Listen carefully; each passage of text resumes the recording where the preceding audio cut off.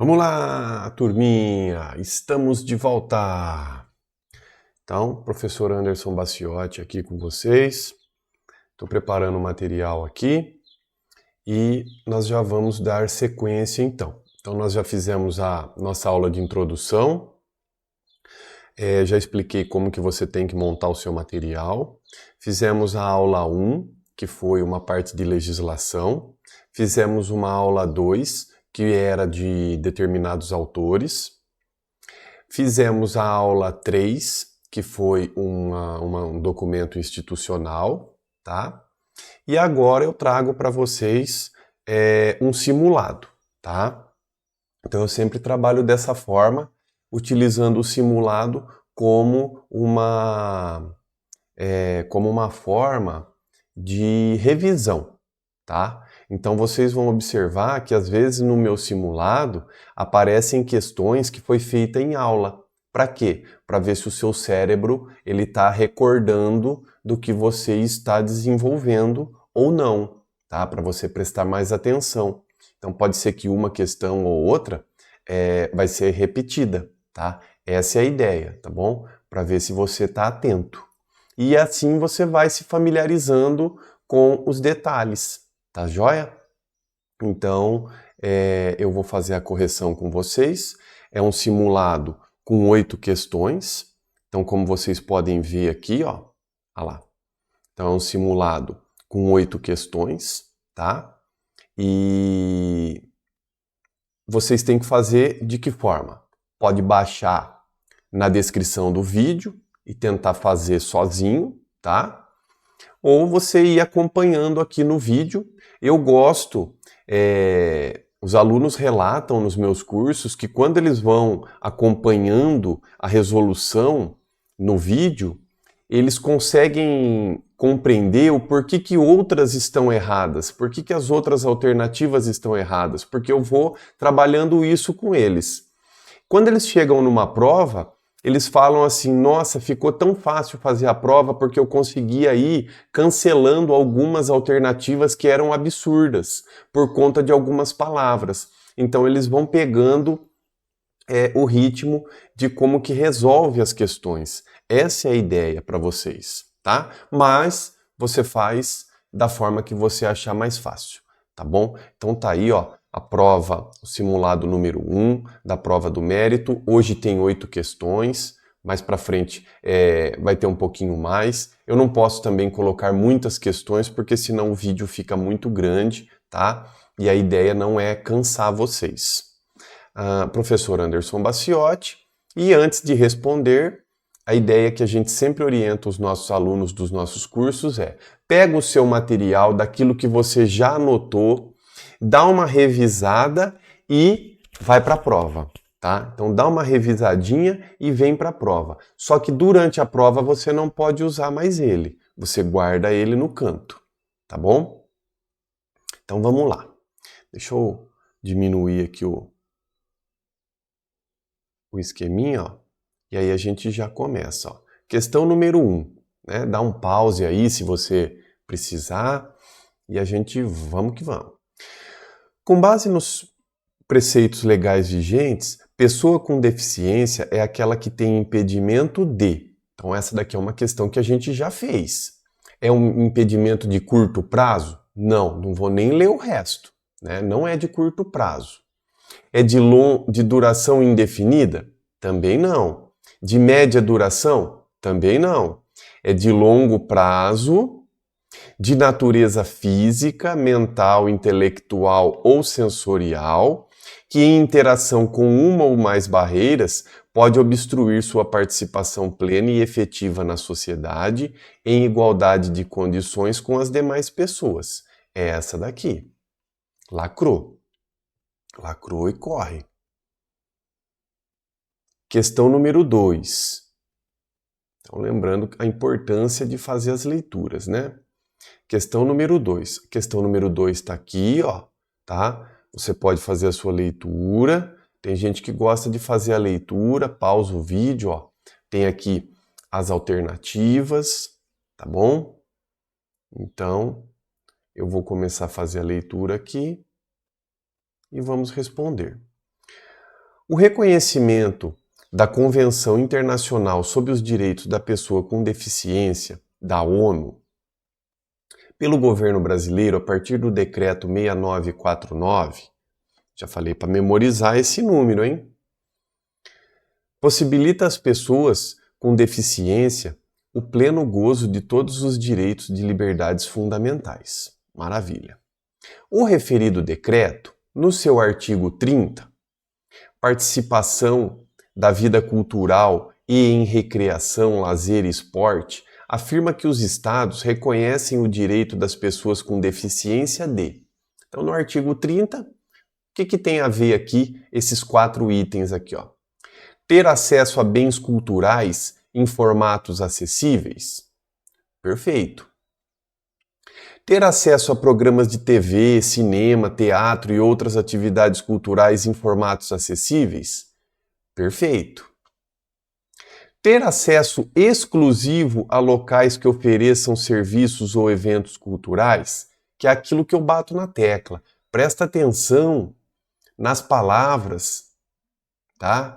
Que menosprezam, excluem, que são muito ditatorial. Essas você exclui fora, né? Então, por exemplo, vai ter acesso exclusivo a locais? Não, né? É junto, é na inclusão que a gente trabalha. Então a 3 está falsa. 4. Assegurar que crianças com deficiência possam preferencialmente as demais crianças. Opa, então agora as que têm deficiência, a gente vai dar um atendimento e vai excluir as demais crianças? Não, não posso fazer isso, né? Um em detrimento do outro. Então, tá falso a número 4 aqui, ó. Aí a gente vem nas alternativas. A alternativa correta é somente a 1 e a 2. Maravilha. Lembrando que nós já fizemos essa também, hein? Então veja aí se o seu cérebro está te ajudando. Questão número 3. Sobre os princípios gerais da Convenção dos Direitos da Pessoa com Deficiência, marque a alternativa correta. A relativa participação e inclusão na sociedade. É isso aqui que é princípio geral, ó. Então você anota o comando da pergunta, ó. Sobre os princípios gerais. A relativa participação na inclusão é princípio geral? Não. A discriminação é princípio geral? Não. O respeito pela dignidade inerente, a autonomia individual, inclusive a liberdade de fazer as próprias escolhas e a independência das pessoas. Isso aqui é princípio. Guarda ele ali. O respeito pela igualdade e tolerância das pessoas com deficiência como parte da diversidade humana. Tolerar? Ter que tolerar eles? Não. O respeito pelo desenvolvimento das capacidades das crianças sem deficiência. Então aqui não é princípio geral da convenção da pessoa com deficiência. A letra C é. Então a gente marca e corre pro abraço. Tá vendo como é que faz? Vai prestando atenção, vocês vão se familiarizando, tá? Então no simulado, eu vou meio dinâmico aqui e você vai prestando atenção. Se você errou, qual que é a orientação que eu dou? Não pode ter preguiça, né? Errou, copia a alternativa correta no seu material. Toda vez que você puder fazer a leitura, para você ver que aquilo foi um erro que você cometeu, agora você não vai cometer mais, tá bom? Olha 4, que legal. Vamos lá. Então perceba que é o simulado do que a gente estudou nas aulas anteriores, hein? Ó. Segundo Matos, a história e a cultura afro-brasileira são elementos fundamentais da cultura, da identidade brasileira.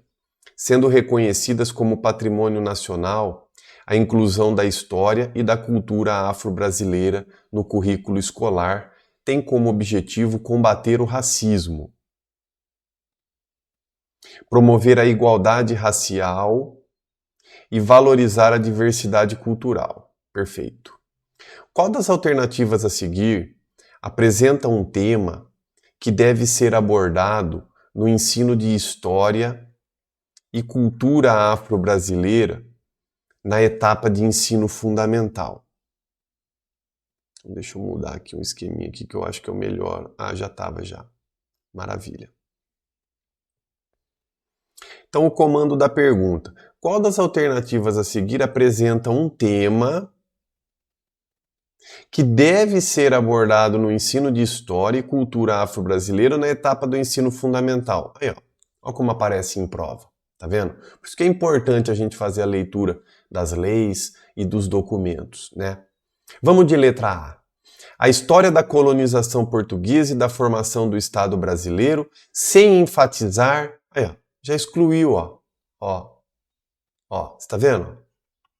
Sem enfatizar a participação dos negros e outras minorias, se o comando da pergunta está falando das questões afro, poxa, então você já arranca fora. B.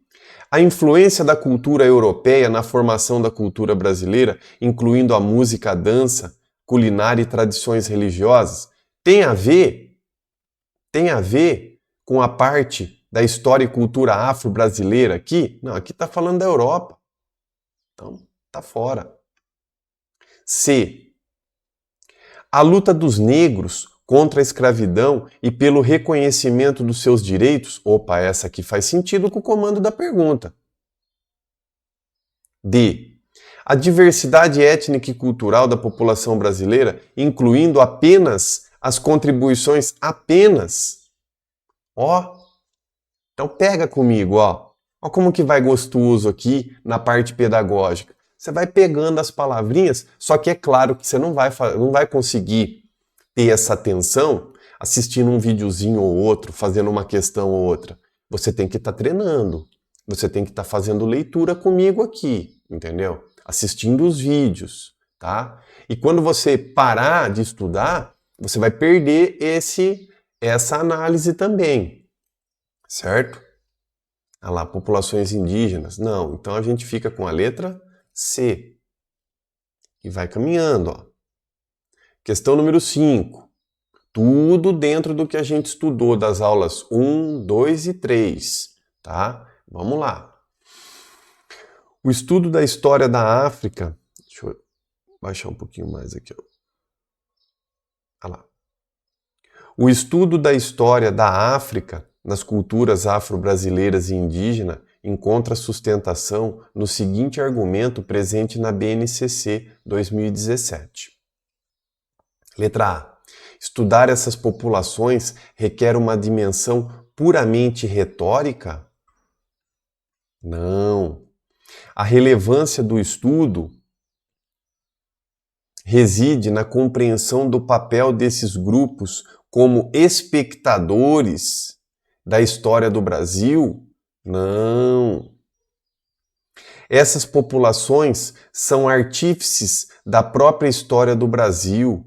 Com seu estudo, os estudantes podem compreender o papel das alteridades presentes na sociedade brasileira. Essa tá boa. Essa tá boa. Não tem nenhuma palavra excluindo e tá falando aí da questão da história. Olha, D. A inclusão desse tema visa apenas cumprir obrigações legais? É apenas uma questão de lei? Então a gente tem que fazer isso só para cumprir? Não. A história desses povos não tem impacto significativo. Olha, na compreensão da história, resumindo-se a um capítulo. Pelo amor, né? Olha lá. Ó.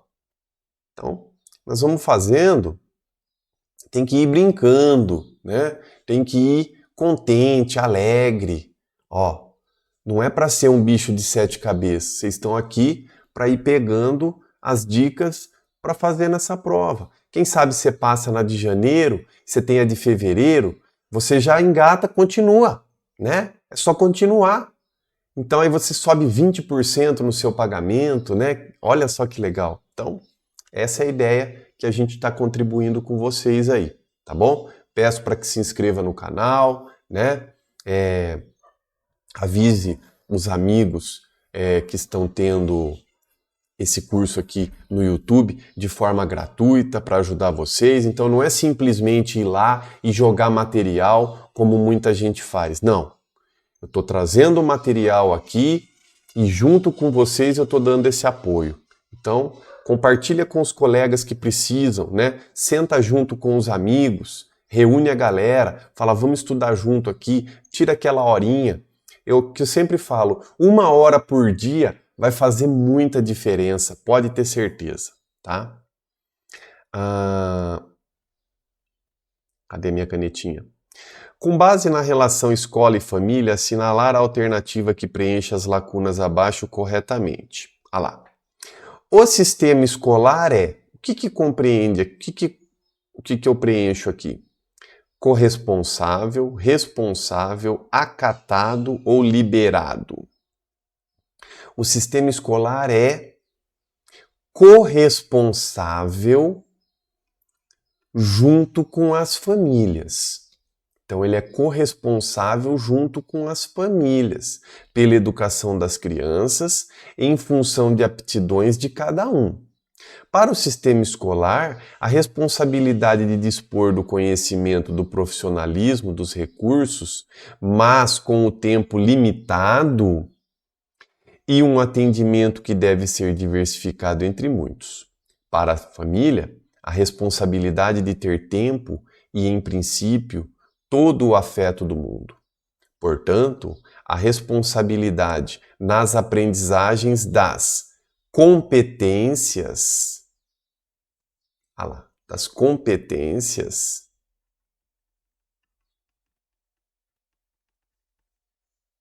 que configuram o desenvolvimento integral da criança dependerá das capacidades reais do sistema escolar e da família, da letra A, né? Então, lembrando que nós, enquanto escola, junto com as famílias, né? Então não é só nosso da escola, é junto com a família, a gente tem que ter essa parceria com eles, né?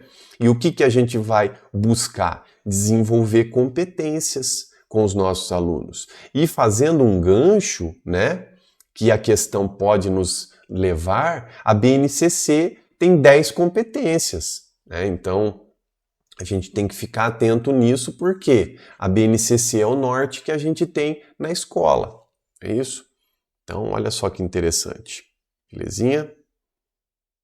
Questão número 7. Questão número 7. Olha que interessante. O ciclo de planejamento das organizações públicas é um processo sistemático que compreende etapas fundamentais como diagnóstico, formulação, execução, monitoramento, avaliação e revisão. Assinale a etapa que envolve determinar se a realização dos objetivos está alcançando os efeitos pretendidos. Isso aqui lembra do texto que a gente abordou ao longo desse estudo inicial aqui, na aula número 2, por exemplo, né? Então a gente vê que é importante o quê? Avaliar a escola, diagnosticar a escola, né? E diante disso ter ações com o professor, com família, com a comunidade. Então, para poder realizar e buscar os objetivos alcançados, o que a gente tem que fazer? Uma avaliação, né?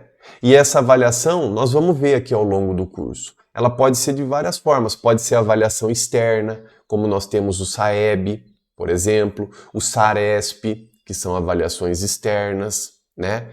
Como as avaliações internas. Nós, enquanto professores, temos a avaliação diagnóstica, para poder verificar o que o nosso aluno sabe, o que ele traz de conhecimento prévio. Nós temos a avaliação formativa, que é aquela avaliação que a gente faz diariamente com o nosso aluno, realizando um exercício, realizando uma retomada de conteúdo, que a gente faz ali no chão da sala de aula diariamente, né? E tem a avaliação somativa, que é aquela que você chega no final da etapa, no final do bimestre e fala: agora eu vou ver como que vocês estão, se realmente consolidaram a aprendizagem. Aí eu aplico uma avaliação somativa, que é a que vai dar nota para o aluno, vai dar nota 5, 7, 9, 10 e assim sucessivamente, tá? Então nós temos essa abordagem aí. E para fechar o nosso simulado, nós vamos com a questão número 8, que está aqui, ó. Segundo Francisco Ibernon, a formação docente assume um papel que transcende o ensino que pretende uma mera atualização científica, pedagógica e didática. 2011. Nesse sentido, assinale V para os itens verdadeiros e F para os falsos. Então, mas o Ibernon não vai cair na prova. Eu sei que não vai cair na prova, né? É que eu peguei essa questão porque ela tem a filosofia do autor que a gente está estudando, né? Que a gente acabou de ver sobre a avaliação da escola. Então, olha só para você ver. E nenhum autor vai falar absurdo dentro da educação. Então, olha só a letra A. O primeiro item aqui, desculpa. A aquisição de conhecimento por parte do professor está muito ligado à prática profissional e condicionada pela organização da instituição educacional em que esta é exercida. E aí? Tem absurdo aqui? Tá falando mentira, né? Sobre o professor? Não. Então isso aqui é verdadeiro. Olha o segundo item. O professor possui apenas conhecimentos objetivos. Então o professor, ele vai ter os seus conhecimentos, né? Para onde ele quer chegar? Olha lá. Vamos lá. A aquisição de conhecimentos por parte do professor é um processo amplo e sempre linear. Sempre linear, aqui errou. Então aqui está falso. Por quê? O professor, ele não vai aprender de forma linear. O professor, ele vai aprender igual o aluno, em forma de espiral, né? Você apresenta um pouco hoje para ele um determinado conteúdo numa formação, depois você apresenta em outra, e depois em outra, e isso vai subindo, na verdade, né? E não de forma linear.